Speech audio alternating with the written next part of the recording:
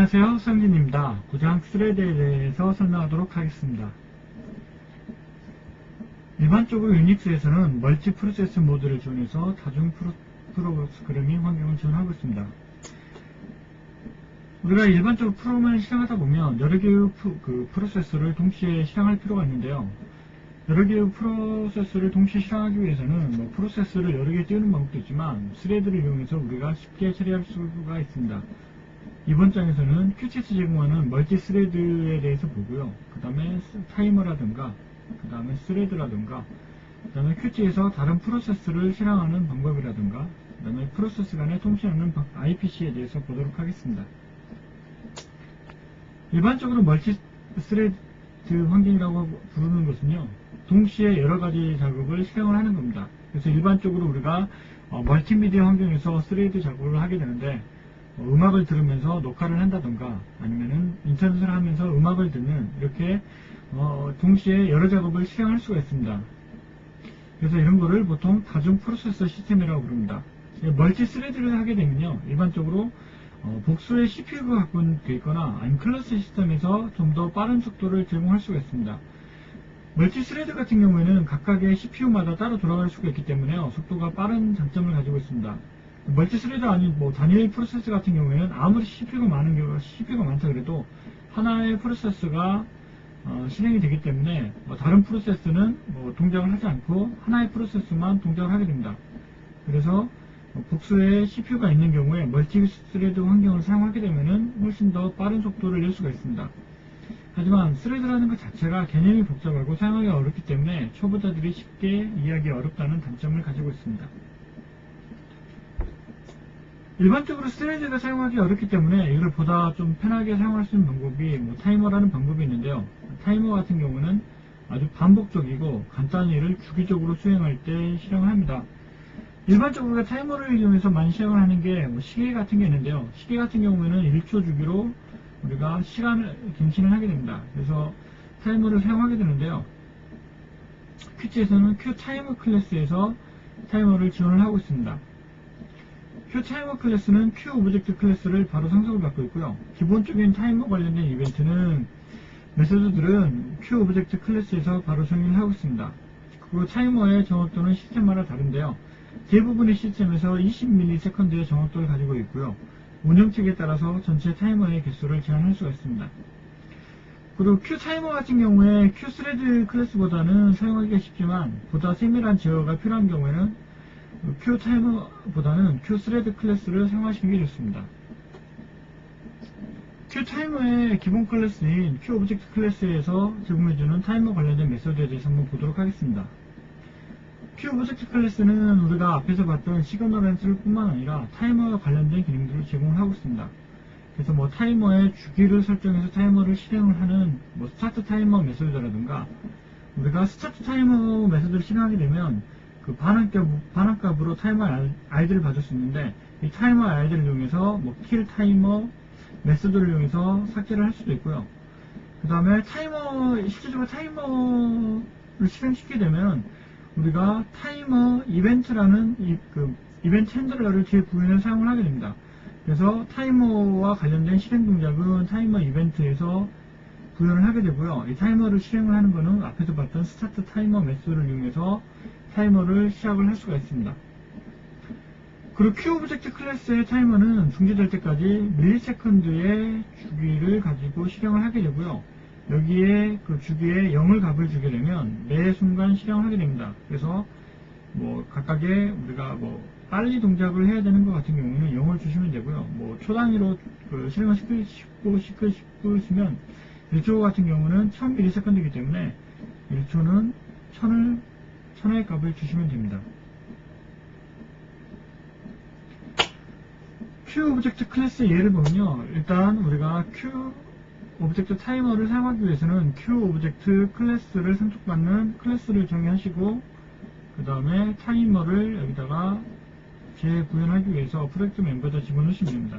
그리고 우리가 타이머에 대한 프로젝트 시그널 핸들러를 재구현을 하고요. 지금 같은 경우에 타이머의 아이디를 갖고 와서 이벤트 아이디를 갖고 와서 타이머 아이디를 갖고 와서 레이블에 뿌려주는 걸로 되어 있는데요. 지금 타이머를 두 개를 동작을 시키고 있죠.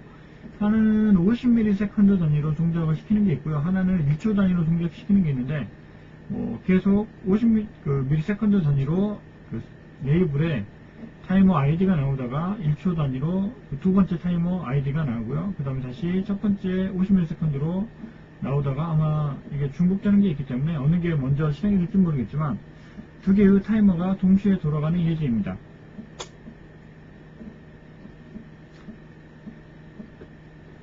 우리가 타이머를 사용하기 위해서는 실질적으로 Q 오브젝트 클래스를 이용하는 것보다는 Q 타이머 클래스를 이용하는 게 편합니다.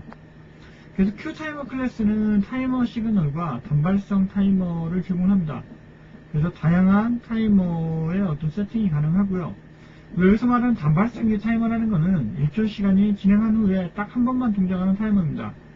그래서 단발성 타이머 같은 경우에는 우리가 예를 들면 사운드 카드를 오픈을 했을 때요. 사운드 카드를 오픈했을 때 사운드 카드를 오픈했을 때 기존에 어떤 프로세스가 사운드 카드를 잡고 있는 경우에 두 번째 프로세스는 첫 번째 프로세스가 놓기 전까지는 블럭이 되기 때문에 사용할 수가 없습니다. 그래서 이런 경우에는 보통 사운드 카드를 두 번째 카드에서 열어가지고 한 5초가 지난 후에 첫 번째 사운드 카드를 닫도록 할 수가 있는데요. 이럴 경우에 단발성 타이머를 5초 정도 실행을 시켜서 두 번째 사운드 카드가 우리가 사운드 카드를 열었을 때 오픈을 하지 않으면 오픈에 관련된 것을 취소하거나 하게 할 수가 있습니다. 단발성 타이머가 필요한 경우에는 싱글샷 메소드를 사용해가지고 우리가 타이머를 실행을 할 수가, 타이머를 딱 한 번만 실행을 할 수가 있습니다. 그리고 Q타이머의 사용 방법을 보시면요. 타이머로 하고 싶은 작업을 작성을 하시고요. Q타이머 객체를 생성한 후에 우리가 타임아웃이라는 시그널을 만드셔야 되는데 타이머로 작성하고 싶은 작업을 타임아웃 시그널, 슬롯을 하나 만드시고 타이머에서 나오는 타임아웃 시그널과 이 슬롯을 연결을 해주시면 되고요. 실질적인 타이머는 Q타이머의 스타트 메소드를 이용해서 실행을 시켜주시면 됩니다. 그리고 타이머의 부모 객체가 소멸하게 되면 그 타이머도 자동으로 소멸하게 됩니다.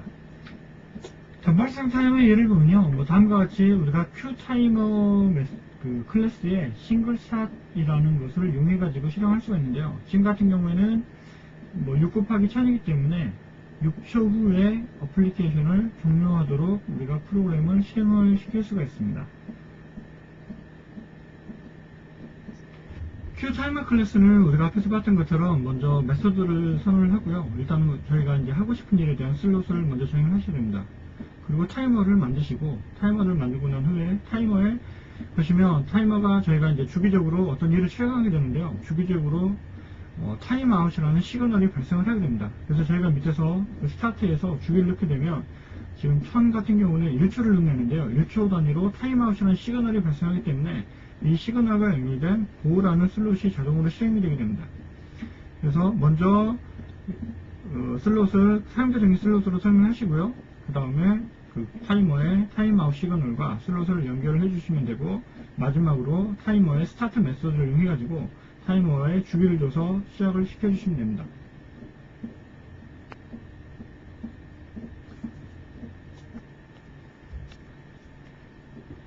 클럭.h 헤더 파일은요, 일단은 사용자정의 슬롯을 사용했기 때문에 우리가 앞에서 Q 오브젝트를 정의를 해줬습니다.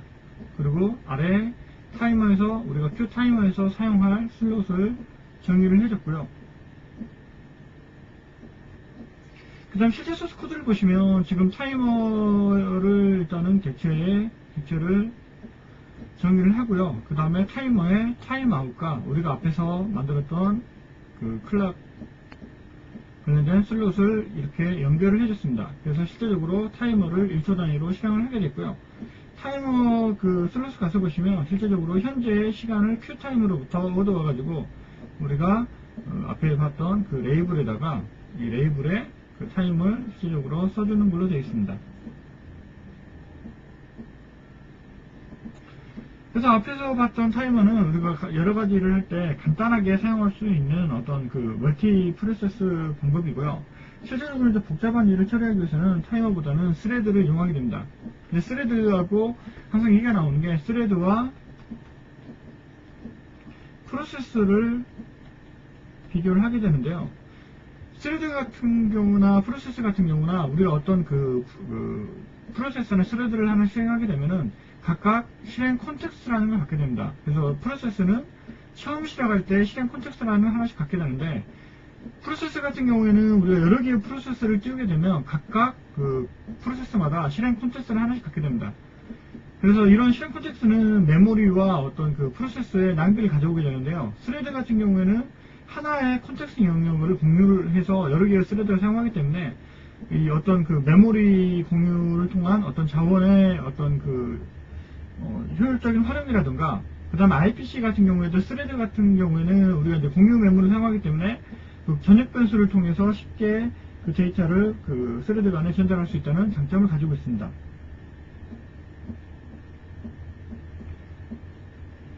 그래서 저희가 이제 Qt 프로그램을 띄우게 되면 제일 먼저 뜨게 되는 게 GUI 스레드라는 게 하나 뜨게 됩니다. 그래서 GUI 스레드라는 게 하나 뜨게 되고, 우리가 여기서 QS레드 관련된 어떤 그 함수를 이용해서 스레드를 띄우게 되면 그 GUI 아닌 스레드가 뜨게 됩니다. 그래서 우리가 뭐 최초로 뜨는 스레드는 GUI 스레드, 일반적으로 이제 메인 스레드라는 이름으로 갖게 되고요.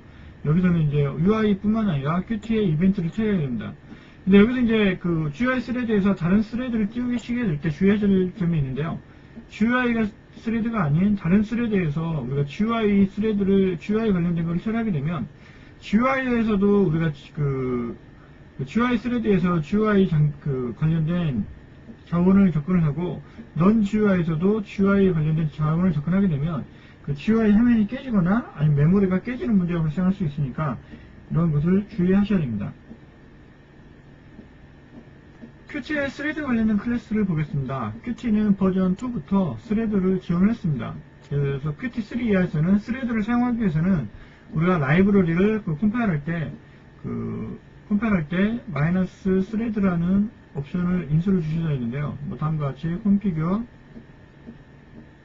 마이너스 스레드를 주셔야 스레드를 사용할 수가 있겠고, 그 다음에 만들어지는 라이브러리도 라이브로 qt-mt.so와 같이 -nt라는 스레드 관련된 꼬리표가 붙었는데요. 이거는 이제 멀티 스레드라는 옵션으로 지금 현재 라이브러리는 스레드를 지원하고 있다는 뜻이 됩니다. 하지만 Qt4부터는 자동으로 스레드를 지원하고 있기 때문에 뭐 다음과 같은 옵션을 주지 않으셔도 Qt4에서는 기본적으로 스레드를 사용할 수가 있습니다. 그래서 Qt에서 제공해주는 스레드 관련된 라이브러리를 보면요, 뭐 스레드와 관련된 Q스레드라던가, 아니면은 스레드의 데이터 저장 공간을 제공하는 Q스레드 스토리지나 뮤텍스 관련된 것들이나, 아니면은 쓰고 읽기 접근에 제한을 하고만 잠금을 제공하는 락이라든가 세마포라든가 웨이트 컨디션과 같은 그 스레드 관련된 클래스들을 제공을 하고 있습니다. 그래서 제일 먼저 QThread 클래스를 보겠습니다. QThread 클래스는 우리가 플랫폼에 관계없는 스레드를 제공하고 있는데요. 일반적으로 스레드는 윈도우즈 같은 경우에는 윈3이 스레드를 사용을 하고 있고요. 그 다음에 유닉스나 리눅스나 맥 같은 경우에는 퍼식스 스레드라는 p스레드를 사용을 하고 있습니다. 그래서 각각 운영체계마다 스레드의 사용법이 다르기 때문에 우리가 어플리케이션마다 코딩을 다르게 해줘야 되는데요. Qt에서는 Q스레드를 제공하고 있기 때문에 플랫폼에 관계없이 그냥 Q스레드를 사용하시면 윈도우즈나 리눅스나 유닉스나 맥이나 모두 그 Q스레드를 이용해서 스레드를 제공할 수가 있습니다. 그래서 Q스레드를 사용하는 방법으로는요, Q스레드 클래스를 상속받는 사용자 정의 클래스를 만드시고요. 그 다음에 우리가 스레드에서 하고 싶은 거는 런 메소드를 통해서 구현하시면 되는데요. p스레드 같은 경우에는 우리가 이제 콜백 함수를 만들어가지고 그걸 스레드에다 등록하게 되는데, 이 콜백 함수가 이 런에서 구현하는, 메소드에 구현하는 그 내용이라고 생각을 하시면 됩니다. Q스레드 클래스의 예를 보게 되면 우리가 앞에서 봤던 것처럼 Q스레드를 상속받는 클래스를 만드시고요. 여기다가 우리가 실행을 시키고 싶으신 거는 런이라는 메소드를 구현을 해가지고 런이라는 메소드를 제공해서 우리가 스레드를 사용하는 프로그램을 만들 수가 있습니다.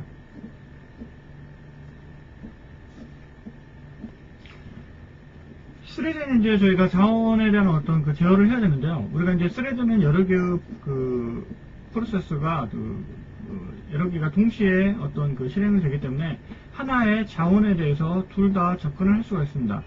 근데 이럴 경우 이제 문제가 생기게 되는 게, 일단은 뭐 이게 뭐 전역 변수일 경우라고 할 때, 뭐 A라는 스레드에서는 값을 플러스 해주고 B라는 스레드에서는 값을 마이너스 해줬을 경우에 어떤 스레드가 우리가 먼저 실행이 될지를 알 수가 없습니다. 그렇기 때문에 자원의 값이라는 것이 뭐 이게 더해질 수도 있고 마이너스가 될 수가 있는데, 이럴 경우에 예를 들면 우리가 자원을 플러스 해주고 프린트를 해주는 경우와 자원을 마이너스 해주고 프린트를 해주는 경우에 먼저 플러스가 되는 상태에 프린트가 되기 전에 마이너스가 실행이 되게 되면 실제적으로 프린트가 되는 자원의 값이라는 것을 우리가 보장을 할 수가 없습니다. 그래서 우리가 어떤 스레드에 자원을 접근하기 전에 다른 그 스레드에서 자원을 처리할 수 없게끔 자원을 잠그게 되는 어떤 이러한 그 개념들이 중요하게 되는데요. 그걸 위해서 그 스레드에서는 뮤텍스라는 개념을 지원하고 있습니다. 그래서 스레드 간에 뭐 직렬을 제공을 하고 있고요. 어떤 자원에 대한 어떤 독자적인 접근 권한을 제공하고 있기 때문에 하나의 스레드에서 자원을 사용하고 있을 경우에 이 자원을 뮤텍스를 이용해서 점유를 하고 있게 되면 다른 스레드가 자원을 접근했을 때 앞에 있는 스레드가 그 자원을 해제하기 전까지는 그 뒤에 있는 스레드는 자원을 사용할 수가 없습니다. 그래서 하나의 스레드만 이 자원을 사용할 수 있게끔 하는 독자적인 권한을 제공하고 있고요.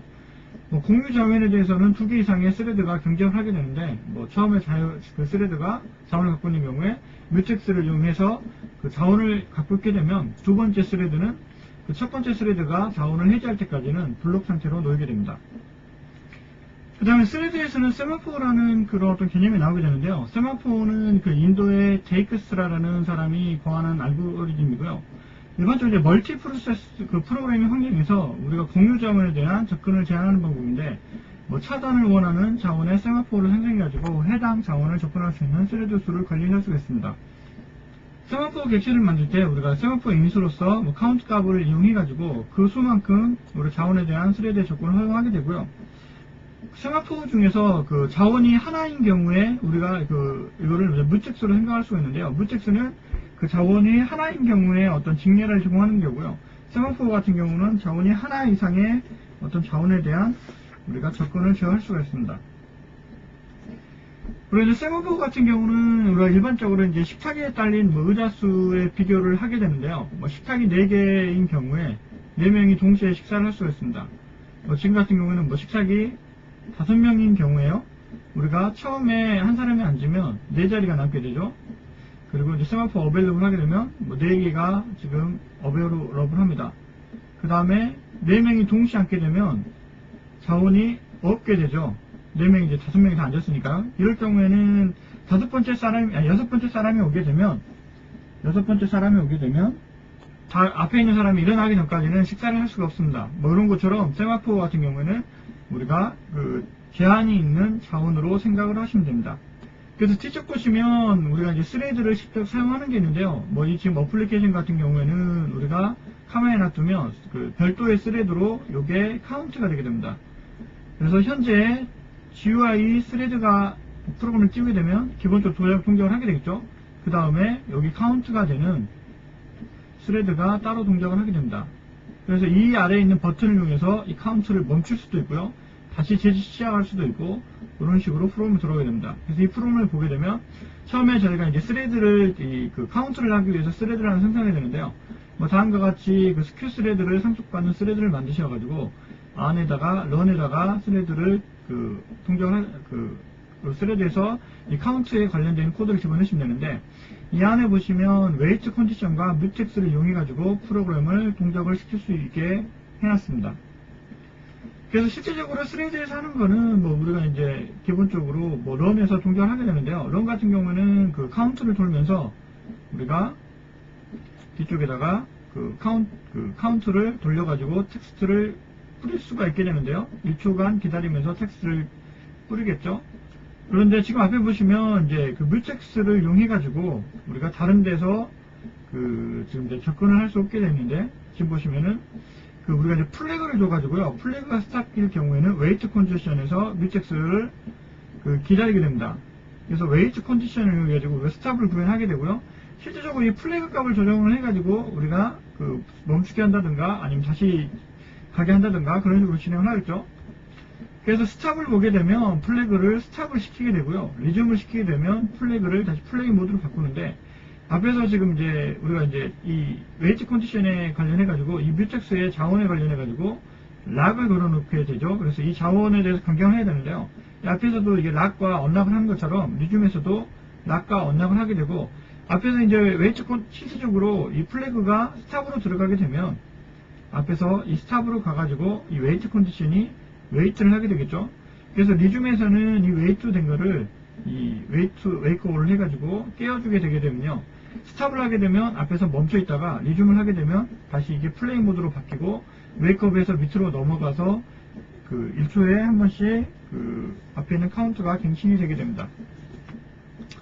그래서 뒤에 보시면 우리가 스레드를 사용하기 위해서 이 앞에서 우리가 정의했던 스레드를 사용하게 되고요. 그 다음에 스탑과 시그널을 연결해서 실질적으로 이 스레드 윈도우.h에서 그 스레드 윈도우 클래스가 해주는 거는 스레드 다이얼로그 클래스가 해주는 거는 화면을 생성을 해주고 이 버튼과 그 다음에 그 시그널 앤 슬롯을 연결해주는 역할을 합니다. 그래서 지금 보시면 스레드를 객체를 할당을 하고요.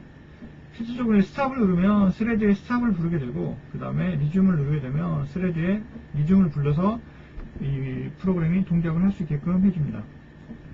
이 큐브레스 클래스는 외부에 있는 어플리케이션을 실행시키고 그 어플리케이션과 통신하기 위해서 사용을 하는데요. 그 유닉스에 보시면 그 시스템이라는 시스템 콜과 비슷한 역할을 합니다. 다른 점이 있다면 시스템 콜에서는 반환값으로 그 프로그램의 그 종료 상태를 넘겨주는데, 이 큐 프로세스에서는 우리가 그 어플리케이션에서 그 출력을 읽을 수가 있습니다. 그래서 이 큐 프로세스에 인자로 들어가는 거는 경로를 포함된 어플리케이션의 이름과 그 어플리케이션에 전달할 인수를 그 메소드를 통해서 전달하시면 되고요.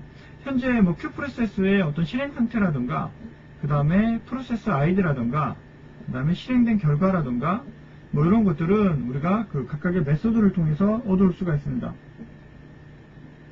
그래서 큐 프로세스를 실행시켜 보시면요, 뭐 다음과 같이 우리가 큐 프로세스 관련되어 있는 인서트를 생성하시고 스타트 하실 때 경로를 포함된 인자와 그 파일명과 그 다음에 인자를 넘겨주시면 됩니다. 그래서 다음과 같이 하면 ls-l이 실행이 되겠죠. 그 유닉스에서 ls-l은 우리가 그 파일의 목록을 보기 위한 거고요. 뭐 롱형으로 이렇게 자세하게 보여주는 데 사용이 되고요. 뭐 다음과 같이 그 큐 프로세스의 상태를 보시면 되고요. 그다음 실질적으로 이제 큐 프로세스의 아웃풋은 뭐 리드 스탠다드 아웃풋을 통해 가지고 얻어올 수가 있는데요. 우리가 이제 큐 프로세스 같은 경우에는 표준 출력과 표준 에러를 읽어올 수가 있습니다. 그래서 표준 출력을 읽어 오셔가지고 다음과 같이 우리가 그 큐 텍스트 에디터라는 위젯을 만들어 가지고 위젯에다가 내용을 추가를 해줘서 이렇게 써주시면 다음과 같이 읽어 오실 수가 있습니다. 그래서 큐 프로세스는 우리가 별도의 그 외부에 있는 어플리케이션을 실행을 시킬 때 이용을 하실 수가 있습니다. 그 다음 RPC라는 메커니즘이 있게 되는데요. 우리가 스레드 같은 경우에는 별도의 그 메커니즘 없이 그 전역 변수를 이용해 가지고 그 프로세스 간에 아니면 스레드 간에 우리가 데이터를 공유할 수가 있는데요. 프로세스 같은 경우에는 전역 변수를 사용할 수가 있기 때문에 프로세스 간에는 뭐 데이터를 전달해주는 뭐 메커니즘이 필요하게 됩니다. 그래서 유닉스에서는 우리가 뭐 그 유닉스 같은 경우에는 그 파이프라든가 뭐 쉐어드 메모리나 아니면은 쉐마포를 이용하게 되는데요. 근데 큐티에서는 뭐 그 이런 걸 이용하는 것보다는 뭐 큐티에서 제공해주는 IPC 메커니즘으로는 뭐 드래그 앤 드랍이 있고요. 클립보드를 이용해서 데이터를 읽거나 불러올 수가 있습니다. 드래그 앤 드랍 같은 경우는 사용자가 어플리케이션 간에 뭐 마우스를 이용해가지고 그 데이터를 전송할 수 있는 가상 구조를 이용하게 되고요. 여기 이제 드래그 엔터 이벤트와 드롭 그 이벤트를 이용해가지고 우리가 드래그 앤 드롭을 구현할 수가 있습니다. 그 다음에 클립보드 같은 경우에는 우리가 이제 그 클립보드를 이용해가지고 데이터를 클립보드에 넣거나 뭐 데이터를 클립보드에 읽을 수가 있는데요. 큐티에서는 그 시스템 클립보드를 이용해서 우리가 클립보드에 있는 데이터를 가지고 오거나 쓸 수가 있습니다. 그래서 클립보드에 있는 데이터를 가지고 오거나 뭐 클립보드 데이터를 쓰는 거는 뭐 다음과 같이 텍스트나 setText 메소드를 이용해가지고 우리가 데이터를 읽거나 가져올 수가 있습니다. 클립보드는 뭐 다음과 같이 우리가 텍스트를 읽을 수도 있지만 뭐 이미지라든가 이런 것도 우리가 그 set 픽스맵이나 이런 메소드를 이용해가지고 이미지를 뭐 클립보드로 저장한다든가 불러오든가를 할 수가 있습니다. 그래서 여기까지 해서 저희가 그 큐티 기반의 그 스레드와 프로세스를 사용하는 법과 그 IPC에 대해서 공부를 해봤습니다. 다음 강좌에서는 큐티에서 제공되는 이벤트 시스템에 대해서 보도록 하겠습니다.